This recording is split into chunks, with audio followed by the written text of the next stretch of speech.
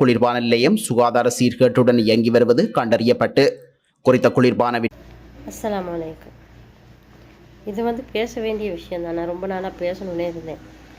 குளிர்பான நிலையம் மட்டும் இல்லைங்க, இருக்கிற அத்தனை ஹோட்டல்களையும் போயிட்டு இந்த பரிசோதனை பண்ணணும். ஏன்னா பேக்கரி தான் முக்கியமாக நீங்கள் போயிட்டு பார்க்கணும். ஏன்னா சில வருஷத்துக்கு முன்னாடி நான் ஒரு வீடியோ பார்த்தேன். அதை சொல்லவே கேவலமாக இருக்குது. அதை சொன்னால் யாரும் பேக்கரியில் ஒரு ரொட்டி கூட வாங்கி சாப்பிட மாட்டாங்க.